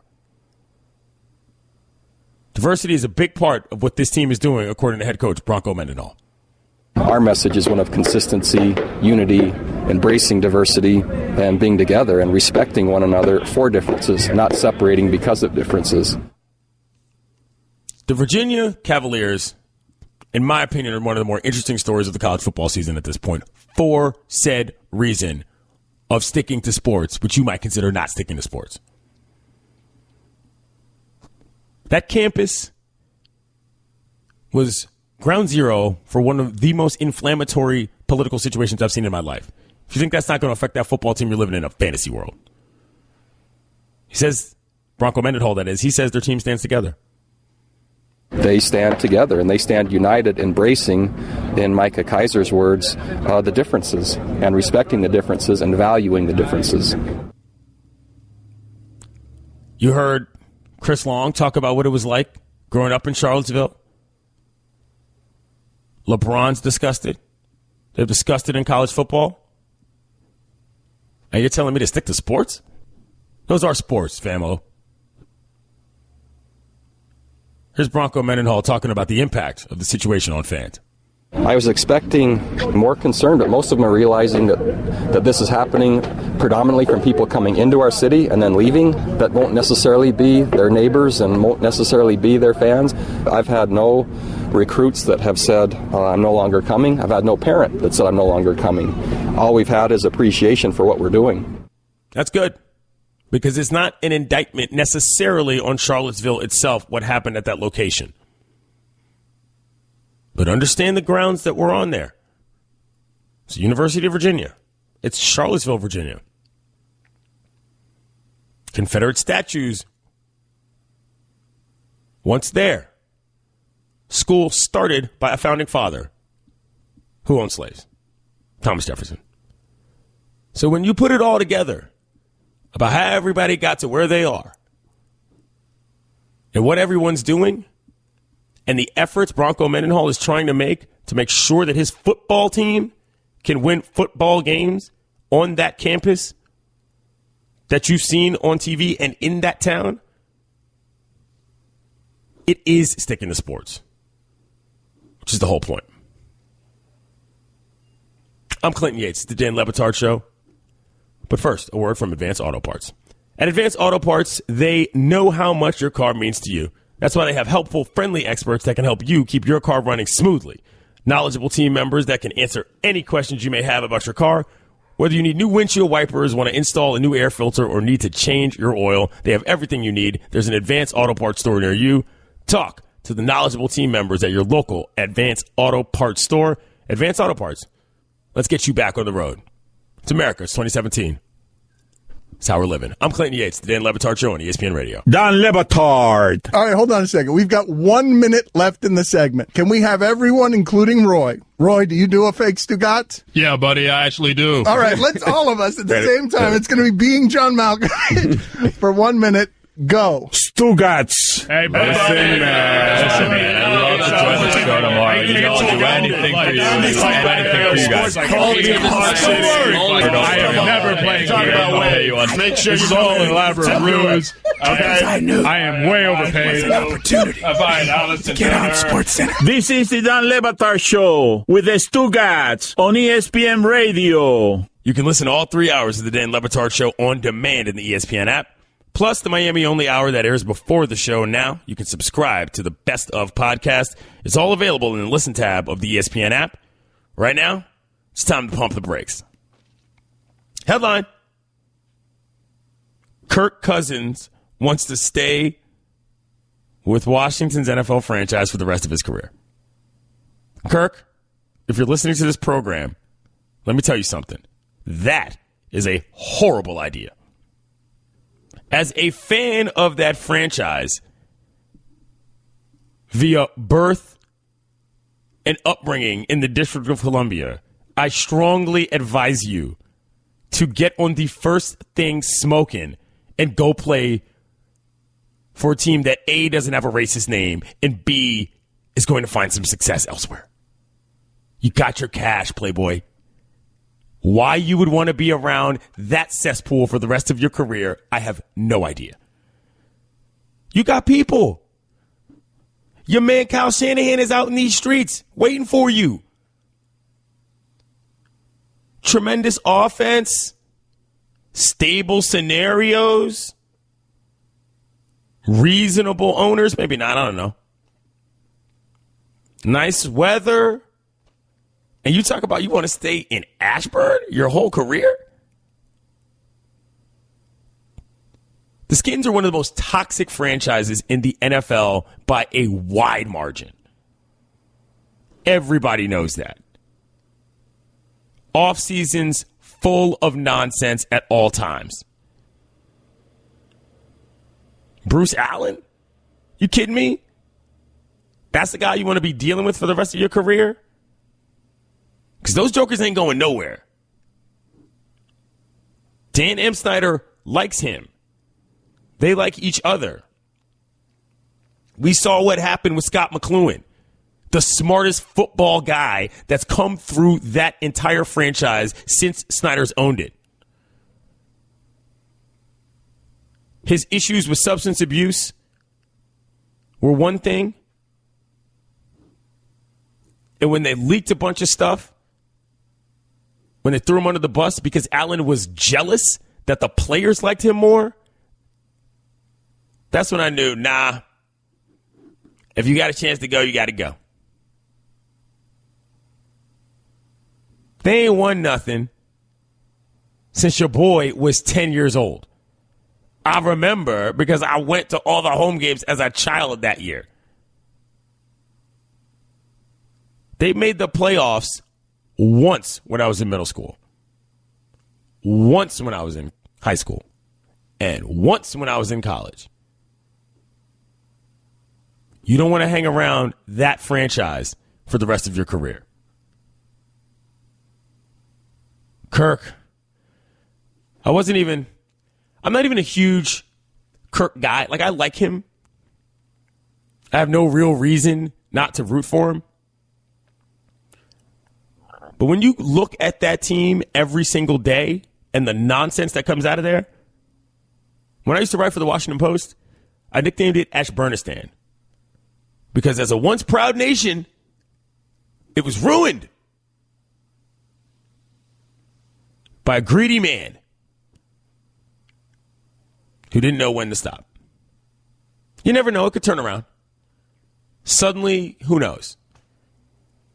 Pigs could fly, and all of a sudden, competence would return to the facility. Maybe. But Kirk, man, you're a good player. You might even be a great player. They haven't figured out how to get your money right yet. So why are you out here lying, talking about you trying to be here for the rest of your career? If that's true, it shouldn't be true. And you ain't got to lie. There's no need. The Skins have long been known as the team you go to cash out before you do something else. And I say all this as a fan of that squad. That's how foolish and brainwashed DC area fans are. Hey, Clinton.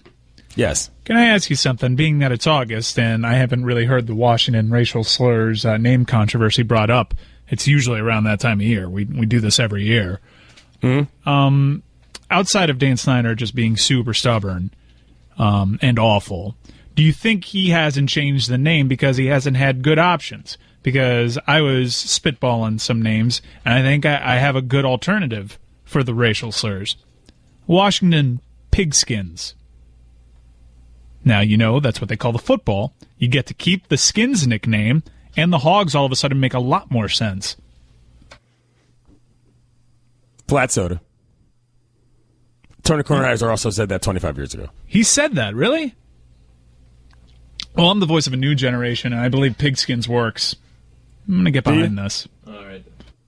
Thanks, guys. I actually wrote about this once, and to take a joke to a serious level, I think I should rename the team the Americans.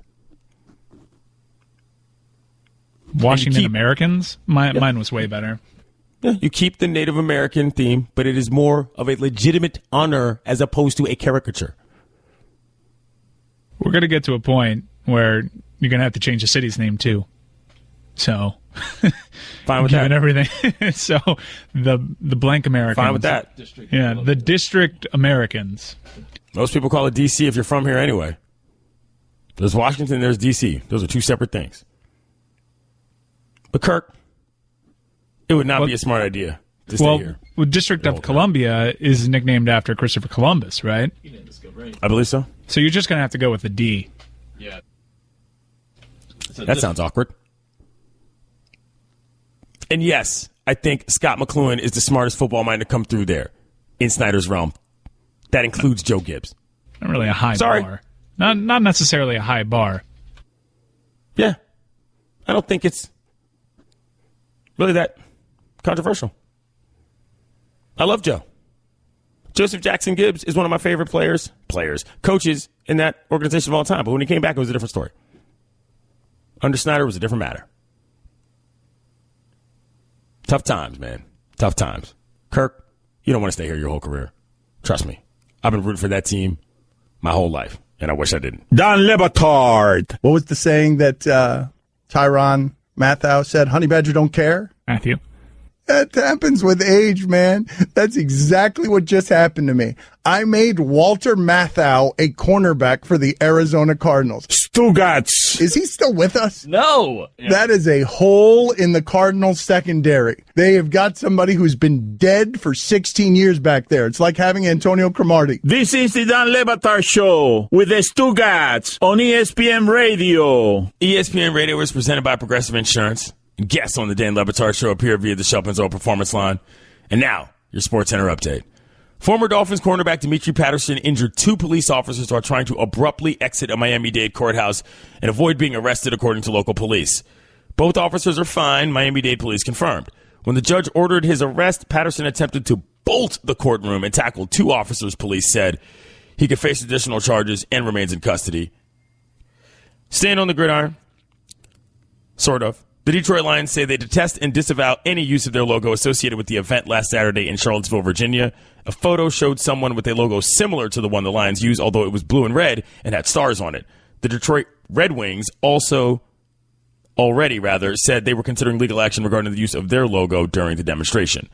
For all the latest headlines and information, tune the SportsCenter on ESPN Radio all throughout the day. Joining us right now is Pablo Torre, senior writer of ESPN The Mag and ESPN.com. You see him all the time on PTI and Around the Horn. Pablo, do you like POD? Wow. I grew up in the era of Total Request Live, and I feel like POD snuck in at the end, right? Is that where we are? Why do you call it Total Request Live? Because that is the official government name of a program that shaped my pubescence. Are you the feds, Pablo? Everybody calls it TRL. No, we were talking about POD earlier in the show, and we were talking about, like, sneaky Christian bands that, like, moved into the mainstream. And I can't remember the other two. Was Shinedown the other one, Mike? Switchfoot. Switchfoot. So, Pablo, was that an answer? Are you a fan of Payable on Death, or are you not? My question was going to be, what does POD stand for? I would not have guessed Payable on Death. And is that a Christian allusion? Is that the story of that acronym? I believe, I'm not even sure that's the acronym. I went to a Christian high school, and I'm pretty sure everybody was talking about Payable on Death. Maybe it's something a lot softer than that. Hold on. You went to a Christian high school? I went to Florida Christian, 2004 state champs. Wait, so by the way, does every high school that has the name Christian in it qualify as a Christian high school? I feel like there's a genre of schools that have Christian in the name, and I've never assumed them to be religious. I mean, let me tell you something. We put the public schools to shame in terms of just morality, and not in a good way. Way worse. I mean, I attended an all-boys Catholic school, and I don't even know if I would necessarily call its graduates Christians. So, Pablo, let me ask you about this University of Virginia situation. Well, also answer the question. Are you a POD fan? I'm going to go with no. I'm going to go with no because that one song that goes, we are, that's about the extent of my knowledge. It is a bit grating, but come on, Alive. And you seem to me like a Matrix Reloaded fan. Alive! Yep, okay, I know that one. Do you remember their hit, Sleeping Awake from the Matrix Reloaded soundtrack? Oh, come on, dude. They're what I call a two-hit wonder. That's what they are. No, Rock the Party, Southtown, they had bangers. I once tried to illegally download The Matrix Reloaded in college. I believe this was in 2004, 2003? No. Does that make sense? Is that when The Matrix Reloaded came out? Matrix Reloaded, I feel, came out when we were in high school, so I feel like you got we're about the same age. Yeah. So anyway, long story short, this is when LimeWire existed. Yes, and so the best way to give your computer AIDS. Well, so what happened was I was trying to download, or my roommate was trying to download The Matrix Reloaded on LimeWire. Ah, your roommate, the old on our roommate. behalf. Yeah, my roommate downloaded Signs, too. That's right. Go after him, M. Night. But what had happened was, the Matrix Reloaded turned out to be 2 hours of black and white Dutch pornography. Right. So because you don't know. You don't know until the file is complete. You didn't know. Maybe it snuck in there in minute 75, so you had to watch the whole thing. They were reloading different things. Speaking of college, I'm very interested in what you think about this Virginia situation. That team is in a weird spot. Charlottesville's in a very tough place. Right. I feel like their defense is real lackluster. I know. Big holes in the corner. Yes. What is UVA's football team good? No. Okay. I think they won 2 games last year. Thus concludes my analysis of the UVA football team. All right. What would you like to talk about then, Bob? How about POD? How about we continue this POD conversation? I actually want to talk to you about fried chicken because we had a long discussion about fried chicken. Oh, talking about the Atlanta Falcons whole deal. Yeah, did you see that? I just saw it on the way in, and I will say Chick-fil-A is particularly salient in my mind because it is a brand where I know they stand for some repugnant things. But I have people with clean consciences, gay friends of mine, who say Chick-fil-A is so delicious that they just can't stop eating it. And that is in complete recognition of how repugnant all of their beliefs may be. It's just that they're so damn good at the fried chicken thing. Chick-fil-A is overrated, Pablo. Wow. Don't listen to him. He hasn't tried Polynesian sauce. Chris Cody is standing up in the background, waving his arms angrily. I'm not saying it's bad. I'm saying it's overrated. I mean, I have enjoyed Chick-fil-A at the Atlanta airport, and I disagree. Chick-fil-A is delicious. It's not quite properly rated. Repugnant, but properly rated. It's not quite Mina Kimes' trash palate, but it is overrated. What's your favorite fried chicken, Pablo? So where are we on... Probably some speakeasy in Brooklyn. How dare you? So just the point of genre clarification. Roof speakeasy. That's right. With the overhead holiday lights. That are all green. They're not white. They're green. All green. You guys are describing a fantastic Friday night in Williamsburg. Buffalo wings falls under the category of fried chicken? Where can someone explain to me? No, absolutely not. In fact, fried chicken sandwich does not fall into the fried chicken category. Well, here's why I ask is that taxonomy situation is all jacked up. Well, let's get into this because I have been staying at a very nice hotel in Miami. I ordered wings last night, and the sauce was delivered on the side. So I got fried chicken wings and like some drumstick stuff, and then some sauce on the side, like buffalo sauce.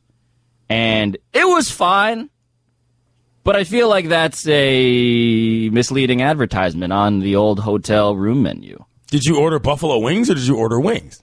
I attempted to order buffalo wings. My favorite thing to order, by the way, room service-wise, at any hotel, because I am a Filipino-American and this is how I do things, is to go and order buffalo wings with a side of white rice and just go to town.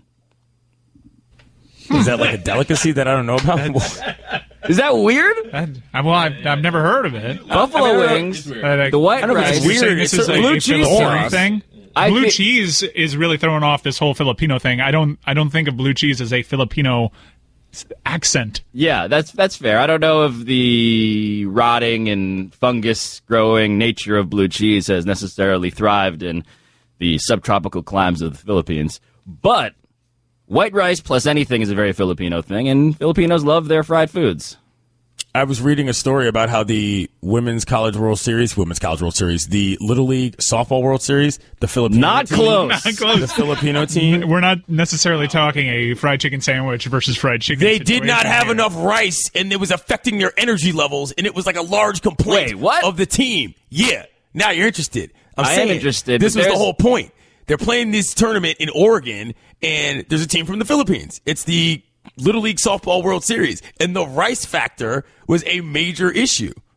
The rice factor is always a major issue in the Filipino household. But I thought you were going to bring up the fact that back in, I believe, the mid-'90s, a Filipino Little League team won the Little League World Series. They beat the Sean Burroughs Little League team, the future San Diego Padres third baseman. He was quite fat. Awesome Little League player.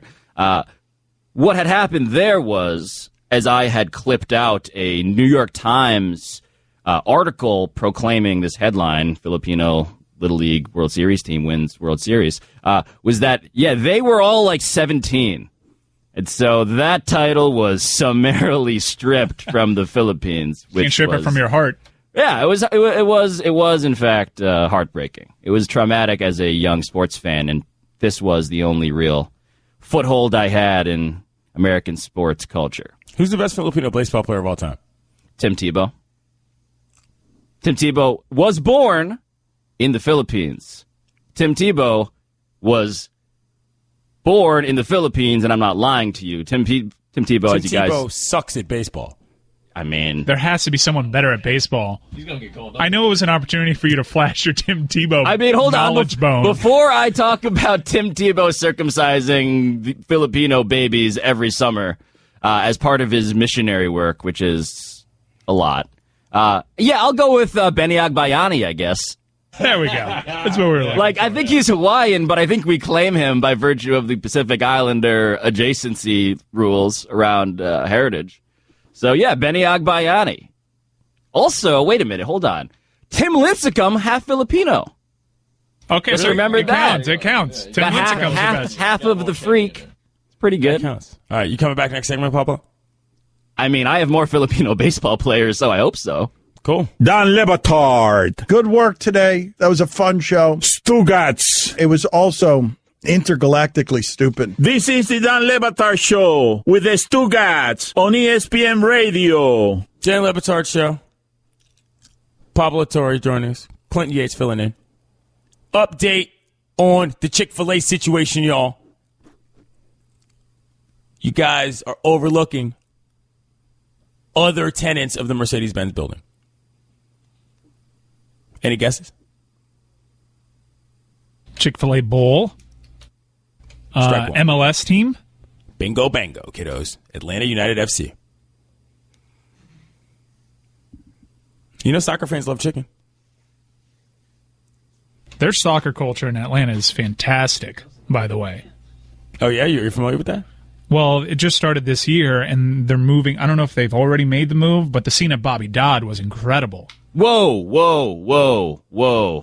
Hold up. I have breaking news. Noah Bernardo is the drummer and a founding member of POD, a San Diego-based band. According to an FAQ, he is Filipino. Did he confirm that the acronym stands for payable on death? More important piece of information. Wikipedia also seems to confirm that, yes. Sorry to interrupt. Sweet. Synergy. You're telling me you've been to a game at Bobby Dodd? Have I? No, but I've seen it on TV and the Atlanta United FC supporters. It looks like a crazy party. I was envious. I wanted to go to that.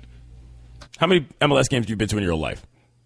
MLS games? Well, the Miami Fusion no longer exists. I think I went to one, and the Miami Fusion played at Fort Lauderdale. I did go recently to a U.S. Open Cup game in which Miami FC, a lower division team, beat Atlanta United, an MLS team, and that was at Ricardo Silva Stadium over at FIU, a school that many call home. Mike Ryan. Mike gestured around the room as he said many call home, and I feel like people should be aware of that. Yeah, I think 3 of the 4 male containers went to FIU, yes? Yes, and Fat Chris, you went to FAU, rival. He's an owl. The Owls? Isn't that the school where, what's his name? Lane Kiffin is now? That's the one. Yeah, very exciting. Butch is at FIU, Lane's at FAU. Huge Shula Bowl this year. Yeah. That's a celebrity boxing match I would watch. Who do you think wins that? Are you talking about the game or the boxing match between the two? The boxing match, Shula and Kiffin, or Butch Davis and Kiffin. Kiffin. Butch on both counts. Butch. 3 out of 4 say Butch. Yeah. Butch has an old man strength factor, but I think Kiffin will probably have better technique. I feel like Lane will cheat. Yeah. You will send out another person who he says is Lane Kiffin, only to realize that their jerseys are actually switched, and he is sitting safely away. What's the last MLS game you went to, Pablo? Oh, man, that would be in the year 2000 and never. You've never been to an MLS game. You got it. Oh, you were setting them up? I don't know if I have been. I don't remember, and so I feel like the answer is probably no. Was this Clinton just asking us so he wanted to volunteer when the last time wait, hold on. Clinton, when was the last time you went to an MLS game? Yeah. I have no idea. I can't even remember. Oh, so it wasn't one of those. Why press? What was this? Why are we inside of this maze? Because I wanted to hear about Pablo's hipster MLS squad. If you're out here eating on these roof decks at your speakeasies, I figured you had some side squad that you were a huge fan of. Little sport in Kansas City. That's fair. I did walk alongside various fans of the Portland Timbers. Ah, there we are. Oh, you know what? That actually might have been the last game I went to. It was a Timbers game. That seems pretty legit. I mean, they're you know, whatever. I'm going to stop talking because I feel like I'm just going to offend every soccer fan by brutalizing the name of the rivalry between the Seattle Sounders and the Portland Timbers, which is called Cascadia Cup. Sure. Is that the last game I went to was a Portland Timbers game, and it was really fun because if you know this, Portland is so polite at some points that if you just go to the stadium and beforehand, at least on this one particular side, you just lay down your scarves and you can mark your seats and come back later. I was stunned that this actually worked. It was unbelievable. I'd never seen anything like this in my life. MLS is doing it right. Portland also is a place where you can buy burritos inside of strip clubs. Portland, doing it right. You know that BET has a new show coming out with Young Jock hosting about strip clubs in Atlanta and their food and their chefs? Oh, I did hear about this. Damn, I missed my window. Because now I got to tie in. Window for what? I got to tie in a strip club to the Philippines because I already had my MLS tie-in because I was going to bring it back to the Miami Fusion, and I saw Nick Raimondo, the goalkeeper, who is Filipino. Wow. Former DC United goaltender, too. Wow. Yeah, he's been everywhere. He's now at Real Salt Lake. He's been like on the depth chart, I feel, when I play FIFA and sometimes choose the United States of America. Soccer's crazy like that because I could swear I remember sitting on my dad's lap watching Cesc Fabregas, Captain Arsenal, and I Wikipedia'd him, and he's younger than I am. Did you order the burrito in the strip club? His roommate did. Yeah. Here's the thing. So the burrito place has a strip club in the back. It is one of those. It is a speakeasy strip club, I guess, to your larger point of me attending these establishments. So I got the burrito in the Mexican restaurant front and then went to the bathroom, but the bathrooms were located in the back through the strip club. And I noticed on the way to the bathroom that people were eating burritos inside of the strip club. You could just order it to your seat, like one of those movie theaters, I guess, where you can order food while watching Dunkirk. You know who introduced me to that strip club, Mike? Tell me it's a Filipino. His roommate. Oh, okay. If you would have said Manny Pacquiao, that would have been an amazing inception. I'm Clayton Yates. It's the Dan Le Batard Show. Thanks for listening. I'm here all week, kiddos. Keep the tweets coming. Daddy, where do babies come from? Honey? Mommy went to the store. Oh, well, you see, there's a mommy and a daddy, right? Right. And see, when they call Geico, they could save a bunch of money on car insurance. Oh, really? And that makes them happy?